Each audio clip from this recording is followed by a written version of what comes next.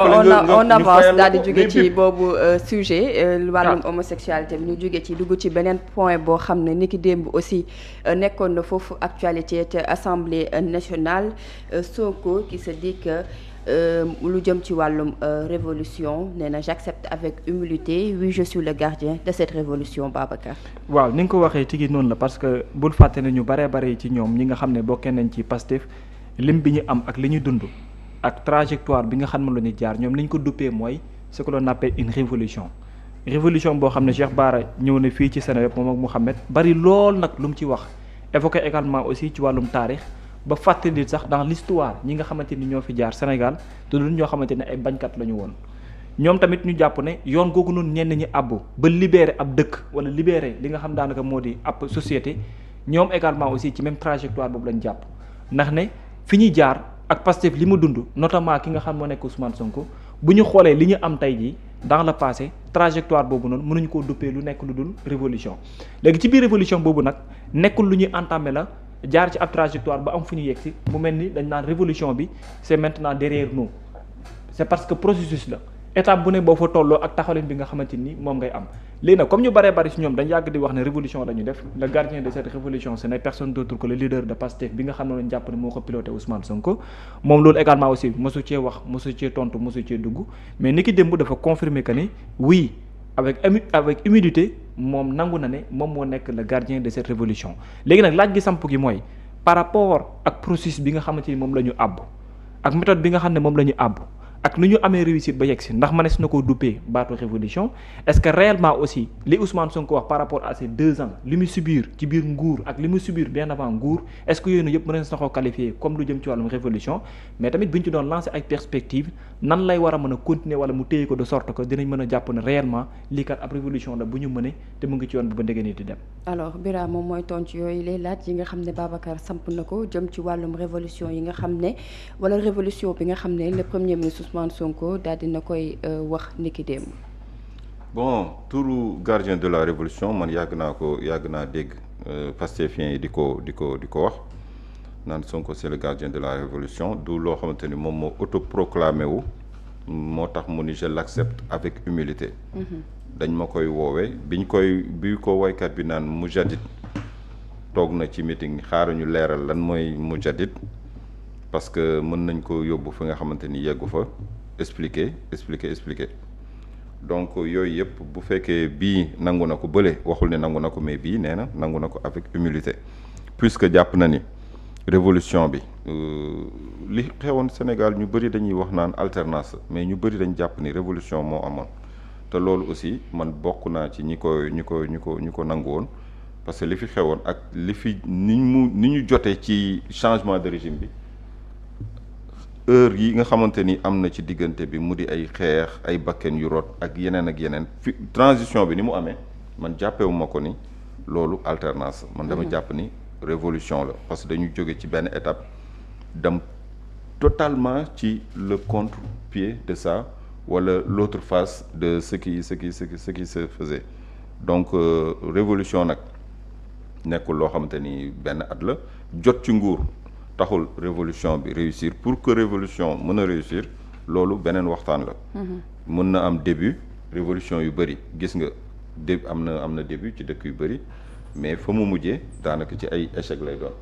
révolution bi réussir na wala réussirul loolu c'est un autre débat te après le temps avec le temps la ñuy xam est-ce que réussir na parce que changement systémique bi ñu promettre il faut que changement systémique boobu mën a opérer wu bu boobaa la ñuy wax ni révolution bi réussir na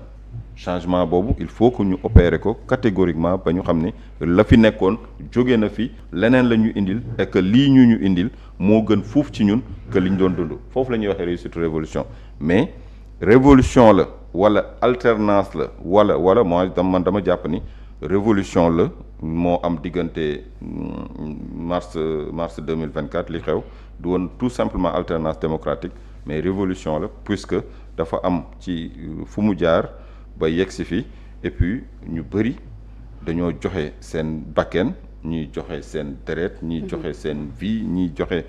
voilà mu nekk ay sacrifices yoo xamante ni ay doomu aadama dañ ko def te révolution boo gis souvent même la révolution française de 1776 il y a eu tellement de morts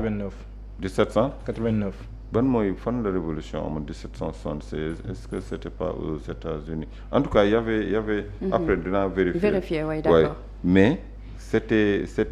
il y avait tellement de pertes en vies humaines ba tax na dañoo jógee ci lu tax ñu tuddee ko révolution dañoo jógee ci benn système monarchique dem ci système boo xamante ni dañ ko tuddee démocratie jóge wàllum buur daf fiy jóge léegi roi buur bi ñuy am ñun ñoo koy falal suñu bopp ci ay urne lay jaar mu nekk république mu nekk loo xamante ni totalement dafa changer ba ñu mën ko duppee révolution mais pour mu réussir comme ni ma la waxee avec le temps ngay door a xam est-ce que réussir na ou réussirul termes yi aussi français la ñii mën nañ ko d'accord ñii mën ko bañ a d'accord mais man ñi nga xamante ni ñoo doon mëne seen révolution ñu taxaw pare teg ci seen bakkan ñu teg ci seen liberté ba mu yegg si fii bu dee les tenants du pouvoir xam nañu sacrifice yi nit ñi consentir su boobaa à chaque fois dinañ ko bàyyi xel pour mën a def le tout ba li nga xamante ni moo di déception du ci am mais aussi duñu trahir li nga xamante ni moom moo nekkoon l'esprit de cette révolution dès l'instant que jàpp nga ne révolution la y a eu du sang versé et que moo ma indi tey fi ma nekk nga koy teg chaque jour en orbite dina la permettre chaque jour nga gën a xam ni da nga am charge bu diis ci say mbagg et que waroo trahir en aucune façon ñi nga xamante ni mooy la mémoire des victimes wala ñi ñu duppee des martyrs parce que bu ñu demee ba naan martyr c'est parce que ñooñu dañoo tombé au champ d'honneur dañ doon xeexal seen réew xeex pour seen drapeau xeex pour seen démocratie mën nañ leen jàppe ay martyrs donc on peut bel et bien dire que révolution am na puisque terme yi ñuy soxla ci révolution mu di sémantique gi ak lexique gi bu ñu xoolee fii dinañ ko fi gis. Alors Mouhamed par rapport ak transition bi est-ce que mën nañ ko considérer comme li nga xam ne moo di révolution wala alternative ak cadre yu nga xam ne démb yëkkati na ko ci mbir moom. waaw xam nga Bira dafa wax lu am solo bu ñu waxtaanee ci lan mooy révolution wala yan dégg lañ mën a am ci révolution joxe ay misaal ci ay révolution yu am ci ay réew yu su mel ni fii ci Afrique wala sax génn Afrique. Bira joxe xam nga département anglais laa jaar moo tax bi ma naan c'est 1776 ça concernait les États-Unis effectivement oui. La marque de la rupture des 13 colonies britanniques d'Amérique du Nord. D'accord leeral boobu am na solo génn Europe après ñu ñëwaat Sénégal ba xam lii xew ndax mën nañ ko tuddee révolution am déet ndaxte lii Bira jox ay misaal ay mandargay révolution noonu la demee en fait su ma koy tënk ci wolof mën na mu bañ a motale mais idée bi ma si am rek moom laay wax mooy changement bu fës la un changement radical boo xam ne nii li koy mandargaal yenn saay bokk na ci ay fitna yu métti deret tuuru ay nit ñàkk seen bakkan waaye mu ànd ak mbooloo bu takku boo xam ne nii ñoom ñoo koy porté waaye loolu yëpp bu àndoo mu am coppite boo xam ne dafay am ba mën nañ wax ne ko bu nekkoon ne am na doxalin bu amoon doxalin boobu dañ koy changer carrément loolu lay nekk révolution parce que du doon changement kese mais da nga koy dëpp mu am yeneen chemin yeneen paramètres yoo xam ne ni moom mooy gën mu dëppoog askan mi jugoon am si loolu wàllum violence boobu sax balaa may ñëw si exemple yi mën naa si ñëw parce que dafa am benn doomu baay Bira Camara boo xam ne nii LDR Camara moom c'était un archevêque brésilien moom dafa théoriser woon ñetti forme de violence mu wax na que la première violence c'est la violence institutionnelle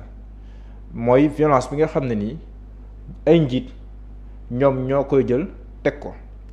mu ne violence boobu dafa am beneen violence bu muy jur moom LDR Camara mu ne boobu moom mooy jur la violence révolutionnaire révolution dafay ñëwaat mooy askan wi jóg jàpp ne am na lu dul yoon nañ bëgg a teg ci kawam mu jóg pour xeex ko mu ne deuxième violence boobu dafa am beneen violence boo xam ne ni moom lay jur moom mooy la violence répressive mooy askan wi bu jigéen tamit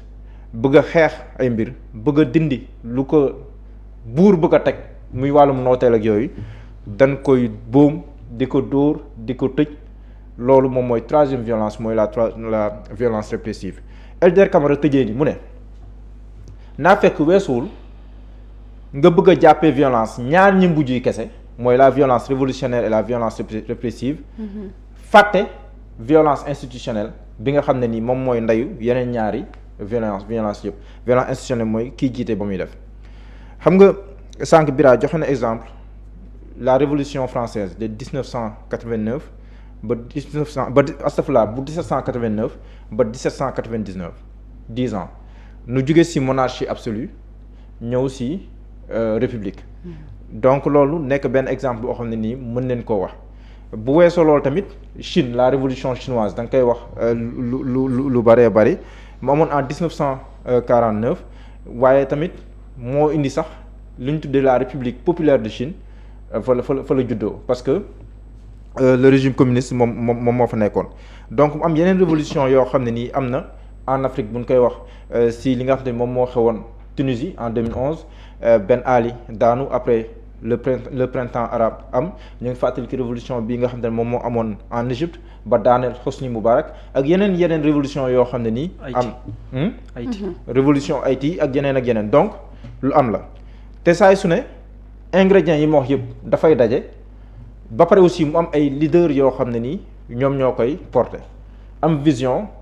tey tamit mën a joxoñ nit yi déggal leen ba seeni kàddu bu nu joxoñee ay nit pare pour def ay sacrifice lu mu laaj dont le sacrifice suprême pour mën leen a toog léegi li ma wax ni yëpp par rapport critères yi ma njëkkee buñ ko comparé ak Sénégal bëri na luy ci révolution loo xam ne ni am na Sénégal parce que bu nekkee ne envie soppite am na fi ñu wax ne que dañuy soppi le système donc yéenawu changer système bi dëggantaan loolu noonu am na affiché nañ ko pour àgg ci loolu def nañ ci 10 ans pour àgg ci mais ci njeexital bi balaa ñu àgg foofu gis nañ li nga xam te ni moom moo ci am diggante 2021 ba 2024 ci ñi nga xam ne ni yëpp ñoom ñoo ci ñàkk seen bakkan li ci amoon mais engouement aussi légitimité populaire bi nga xam te ni le leader du parti Pastef amoon na ko léegi nag mën nañ wax na kon révolution bu nekkee mën nañ ko tuddee révolution am na benn étape boo xam franchir nañ ko mooy dem neen jóge neen ci opposition xeex neen ko direct tuuru na tëj nañ ci ay nit lu nekk xew na ci léegi accéder nañ au pouvoir loolu benn étape la. mais est-ce que réussir nañ tamit lu jëm ci non wàllum pour le moment il est très tôt moo tax. de faire un bilan. moo tax le président du parti Pastef wax ne je suis le gardien de la révolution. gardien bi ni nga koy déggee mooy am na lu ñu mbébét waaye révolution saa yi soo demee ba accéder ci point bii nii mooy point bi gën a jafee gérer parce que beneen façon xeex lay laaj bu wuteeg xeex ba nga doon xeex ba nga nekk opposition beneen façon gis-gis lay laaj beneen façon doxalin lay laaj parce que boo buggee màbbal ab immeuble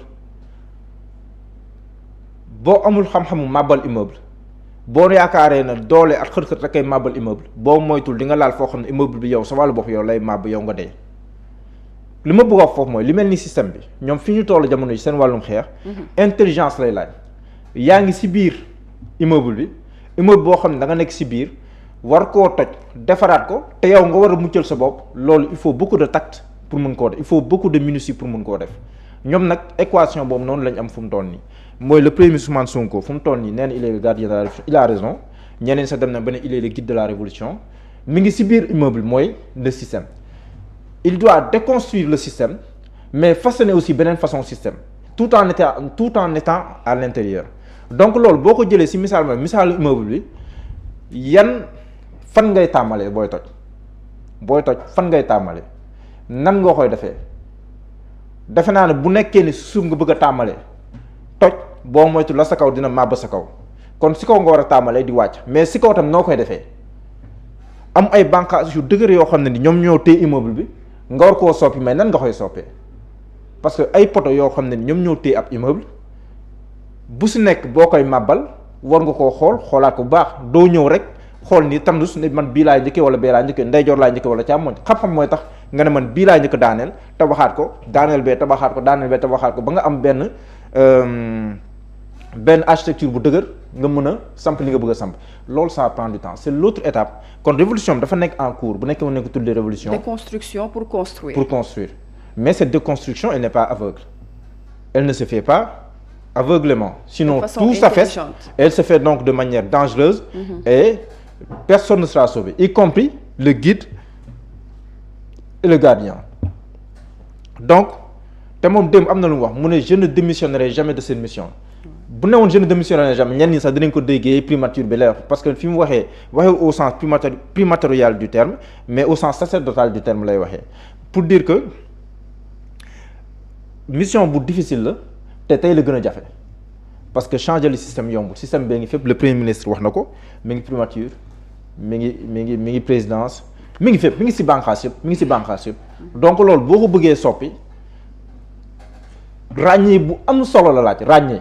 bañ a dégg tëll ne damm na ràññee bu am solo la laaj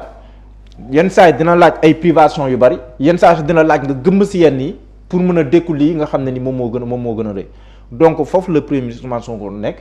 gardien de la révolution la moo tax kon muy waxee nen ñi xam nga boo gisee bi muy annoncé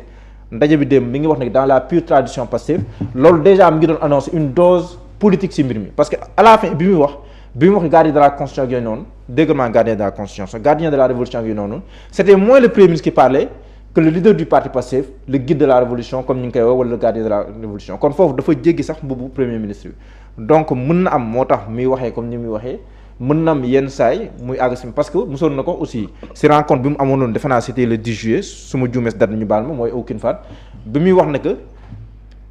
moom moo dafa mel ni bu garanti doon am boo doon leb nga am looy tayle dafa tayle boppam pour mën a rawale leneen comme moom moo dem si Sénégalais tayle boppam ne leen man joxoñ naa ñii assemblée nationale bi lii joxe kàddoom joxe boppam si loolu kon moom tamit moo war a sàmm loolu donc man noonu laa comprendre li nga xam ne moom la wax démb léegi nag c'est un travail de tous les jours travail boo xam ne ni chaque jour combat la doo mës a baisser les bras parce que changement yombul ça ne se fait pas en 2 ans au pouvoir parce que bu nekkoon loolu la sax du tudd révolution bu mbiri yombee rek du révolution parce que révolution ak changement kon changement lay tudd